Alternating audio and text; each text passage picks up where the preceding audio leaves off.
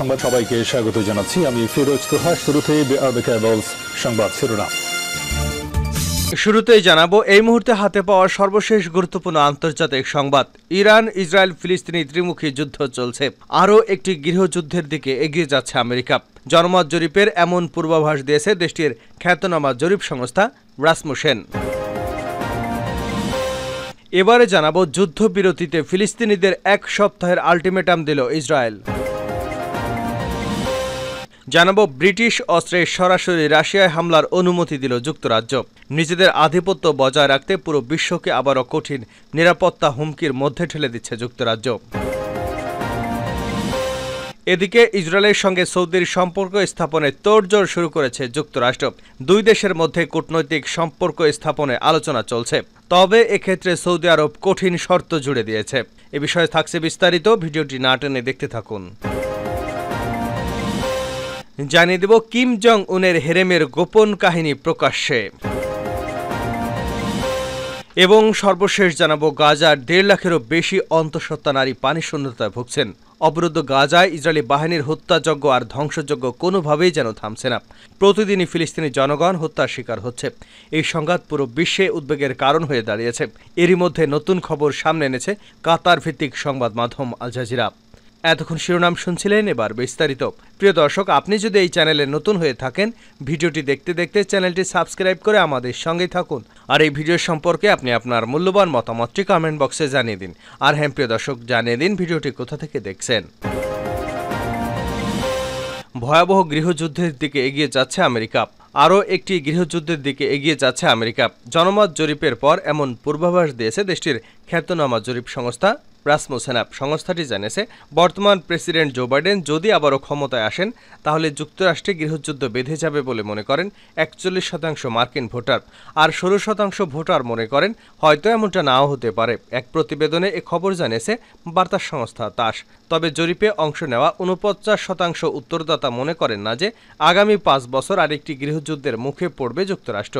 আরও 10% মানুষ জানিয়েছেন তারা এ বিষয়ে নিশ্চিত নন। পক্ষান্তরে 25% মানুষ মনে করেন সাবেক প্রেসিডেন্ট ডোনাল্ড ট্রাম্প জয়ী হলেই বরং গৃহযুদ্ধের কবলে পড়তে পারে ওয়াশিংটন। তাস জানায়, আলোচিত জরিপটি 2021 সালের 23 এপ্রিলের মধ্যে করা হয়েছিল। সেখানে 1100-এরও বেশি মানুষ এতে অংশ নিয়েছিল। অংশগ্রহণকারী সবাই আসন্ন মার্কিন নির্বাচনে ভোটার, ফলে এই ফল যথেষ্টই গুরুত্ব পাচ্ছে। চলতি বছরের 5 নভেম্বর অনুষ্ঠিত হবে মার্কিন প্রেসিডেন্ট নির্বাচন। এরই মধ্যে রিপাবলিকান দলের মনোনয়নে জয়ী হয়েছেন ডোনাল্ড ট্রাম্প। আর দ্বিতীয় মেয়াদের জন্য লড়ছেন ডেমোক্রেটিক পার্টির ক্ষমতাসীন প্রেসিডেন্ট জো বাইডেন। এবারে নির্বাচনে গাজা ইস্যু বাইডেনকে বেশ ভোগাতে পারে বলে ধারণা করা হচ্ছে। 7 অক্টোবর থেকে উপত্যকায় হত্যাযজ্ঞ চালিয়ে আসছে ইসরায়েল। সেখানে পূর্ণ সমর্থন জানিয়ে আসছে জো বাইডেন। এ নিয়ে দেশের অভ্যন্তরেই প্রচণ্ড চাপে রয়েছে 81 বছর বয়সী এই প্রেসিডেন্ট।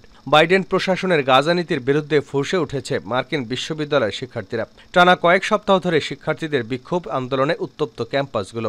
শান্তিপূর্ণ আন্দোলনে হামলা, ব্যাপক ধরপাকড়ও দমাতে পারেনি এসব শিক্ষার্থীদের। দিনকে দিন ফুলিঙ্গের মতোই ছড়িয়ে পড়েছে বিক্ষোভ। ফলে জনমত অন্যদিকে ঘুরিয়ে দিতে শান্তিপূর্ণ বিক্ষোভকে ইহুদি বিদ্বেষ বলে আখ্যা দেয় ইসরায়েলপন্থী মার্কিন নীতি নির্ধারকরা। অনেক বিশ্ববিদ্যালয়ে আন্দোলনরত শিক্ষার্থীদের উপর হামলা চালায় ইসরায়েলপন্থীরা। এতে উত্তপ্ত হয়ে ওঠে পরিস্থিতি। বৃহস্পতিবার এক টেলিভিশন ভাষণে শিক্ষার্থীদের আইন মানার অনুরোধ করেন বাইডেন। তবে তাদের উপর হামলা এবং পুলিশি নির্যাতন নিয়ে কোনো মন্তব্যই করেননি তিনি। এতে মুসলিম ভোটারদের থেকে আরও দূরে সরে গেছেন জো বাইডেন, এমনটাই মনে করেন বিশ্লেষকরা। ফলে আসন্ন নির্বাচনে বাইডেনের জন্য বয়ে আনতে পারে নেতিবাচক ফল। যুদ্ধবিরতিতে ফিলিস্তিনিদের 1 সপ্তাহের আলটিমেটাম ইসরায়েলের। গাজায় যুদ্ধবিরতি নিয়ে আলোচনা চালিয়ে যাচ্ছে ফিলিস্তিনের স্বাধীনতাকামীদের সংগঠন হামাস ও ইসরায়েল। দুই দলের মধ্যকার যুদ্ধবিরতিতে সম্মত হওয়ার জন্য হামাসকে 1 সপ্তাহের আলটিমেটাম দিয়েছে ইসরায়েল। শনিবার ওয়াল স্ট্রিট জার্নালের এক প্রতিবেদনে এ তথ্য জানানো হয়েছে। প্রতিবেদনে বলা হয়েছে, চুক্তিতে সম্মত হতে সময় বেঁধে দিয়েছে ইসরায়েল। এ সময়ের মধ্যে চুক্তিতে সম্মত না হলে রাফায় হামলা করবে বলে হুঁশিয়ারি দিয়েছে তারা। ওয়াল স্ট্রিট জার্নাল আলটিমেটামের কথা জানালেও কবে এটি দেওয়া হবে তা জানানো হয়নি। প্রতিবেদনে মিশরের এক কর্মকর্তা শুক্রবারের বক্তব্য উল্লেখ করা হয়েছে। ফলে ধারণা করা হচ্ছে আগামী শুক্রবার পর্যন্ত ইসরায়েল সময় বেঁধে দিয়েছে। প্রতিবেদনে বলা হয়েছে, বিদেশে অবস্থানরত হামাসের নেতাদের হাতে এই প্রস্তাব তুলে দেওয়া হয়েছে। যুদ্ধবিরতির এই প্রস্তাব তৈরি করেছে মিশর। সাম্প্রতিক চুক্তির একটি খসড়া লেবাননের সংবাদ মাধ্যম আল মায়াদিনের হাতে এসেছে। খসড়াটি জনসম্মুখে তুলে ধরেছে সংবাদ মাধ্যমটি। মূলত 3টি ধাপে যুদ্ধবিরতি বাস্তবায়নের কথা বলেছে এই খসড়া প্রস্তাবে কেবল বন্দী বা জিম্মি বিনিময়ের কথাই উল্লেখ করা হয়নি, গাজা সহ এই অঞ্চলে একটি শান্ত পরিবেশ সৃষ্টি করার বিষয়টিও উল্লেখ করা হয়েছে। আল মাদিনের প্রতিবেদন অনুসারে যুদ্ধবিরতির প্রথম ধাপে ইসরায়েলি বাহিনী গাজায় পূর্বাংশে সরে যাবে এবং 1948 সালে ইসরায়েলের দখল করা সীমান্তে চলে যাবে। খসড়াতে বলা হয়েছে, যুদ্ধবিরতির শুরুতে দৈনিক অন্তত 8 ঘণ্টা ইসরায়েলি যুদ্ধ এবং পরিবহন কোনো বিমানই গাজায় আকাশসীমায় আসবে না।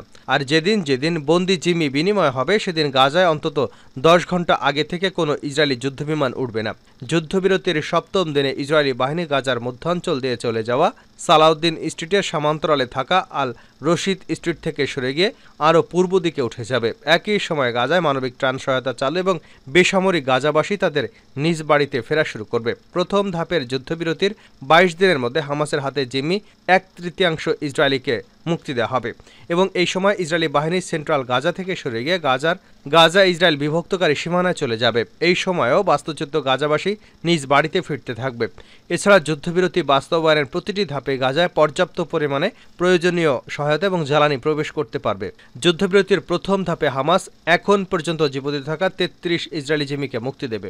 একজন জিম্মির বিপরীতে 20 জন করে ইসরায়েলে বন্দী ফিলিস্তিনি নারী অথবা শিশু মুক্তি পাবে এবং এই মুক্তি পাওয়া ফিলিস্তিনিদের ইসরায়েল আর কখনই গ্রেপ্তার করবে না, এই নিশ্চয়তা দিতে হবে। তবে হামাসের হাতে জিম্মি প্রত্যেক ইসরায়েলি নারী সেনার বিপরীতে ইসরায়েলকে 40 জন করে ফিলিস্তিনি মুক্তি দিতে হবে। খসড়া প্রস্তাব অনুসারে হামাস যুদ্ধবিরতির প্রথম 3 দিনে জিম্মিদের মুক্তি দেবে এবং প্রতি 3 দিন পর পর হামাস 3 জন করে মুক্তি দেবে।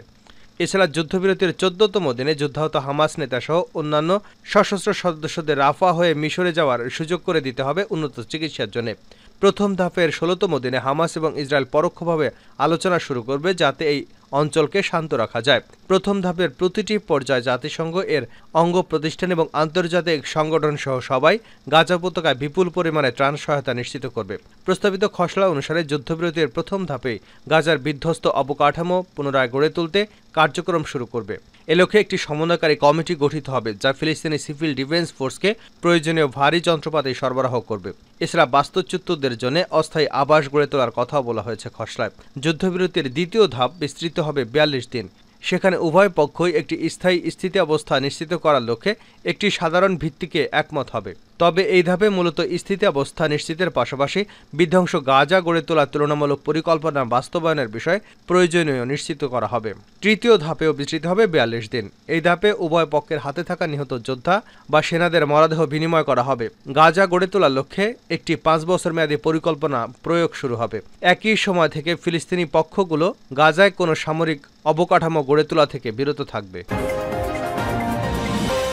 ব্রিটিশ অস্ত্রে সরাসরি রাশিয়ায় হামলার অনুমতি দিল যুক্তরাজ্য। নিজের আধিপত্য বজায় রাখতে পুরো বিশ্বকে আবার কঠিন নিরাপত্তা হুমকির মুখে ঠেলে দিচ্ছে যুক্তরাজ্য। যেখানে পুরো বিশ্ব ইউক্রেন রাশিয়া যুদ্ধ বন্ধ করার উপায় খুঁজছে, সেখানে আবার সরাসরি রাশিয়ায় হামলা করার সবুজ সংকেত দিয়েছে ব্রিটিশ পররাষ্ট্রমন্ত্রী। কিন্তু তিনি কি ভেবেছেন এর পরিণতি কি হতে পারে, যেখানে এর আগেই পরমাণু হামলার হুমকি পর্যন্ত দিয়ে রেখেছে মস্কো। শুধু তাই নয়, কিয়েভকে অভূতপূর্ব সহায়তা করার কথাও ঘোষণা দিয়েছে ডেভিড ক্যামেরুন। ব্রিটিশ পররাষ্ট্রমন্ত্রী ক্যামেরুন জানান, যুদ্ধে টিকে থাকার জন্য ইউক্রেনকে যেসব ব্রিটিশ সমরাস্ত্র দেওয়া হয়েছে তা কিভাবে ব্যবহার করা হবে তার সিদ্ধান্ত কিয়েভের উপর। শুক্রবার কিয়েভ সফরে গিয়ে এ মন্তব্য করেছেন তিনি। জানান, ইউক্রেন চাইলে যুক্তরাজ্যের অস্ত্র দিয়ে রাশিয়ার ভূখণ্ডেও হামলা চালাতে পারে।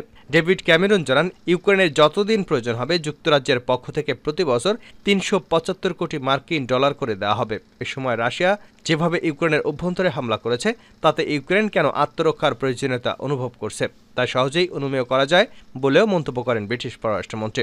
এদিকে ডেভিড ক্যামেরনের এমন মন্তব্যের নিন্দা জানিয়েছে রাশিয়া। মস্কো বলছে, ব্রিটিশ পররাষ্ট্রমন্ত্রীর এমন বক্তব্য আরেকটি অত্যন্ত বিপজ্জনক বিবৃতি। ক্রেমলিনের মুখপাত্র দিমিত্র পেসকভ বলেন, ইউক্রেন সংঘাত ঘিরে একটি সরাসরি উত্তেজনা ছড়াবে যা ইউক্রেনীয় নিরাপত্তার জন্য সম্ভাব্য হুমকি সৃষ্টি করবে।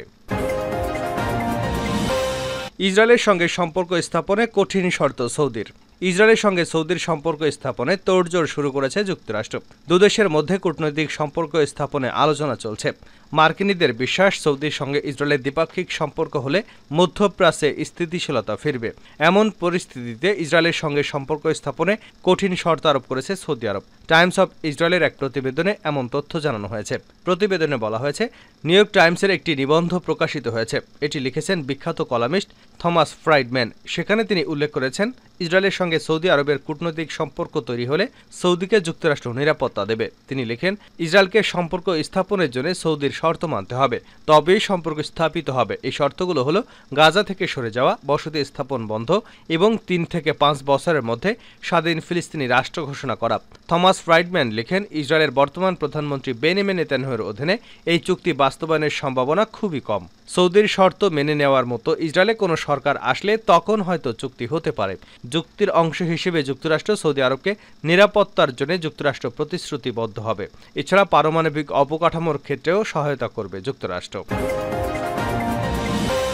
সর্বশেষ জানাবো, গাজায় 1.5 লাখেরও বেশি অন্তঃসত্ত্বা নারী পানিশূন্যতায় ভুগছেন। অবরুদ্ধ গাজায় ইসরায়েলি বাহিনীর হত্যা আর ধ্বংসযজ্ঞ যেন থামছেই না। প্রতিদিনই ফিলিস্তিনি জনগণ হত্যার শিকার হচ্ছে।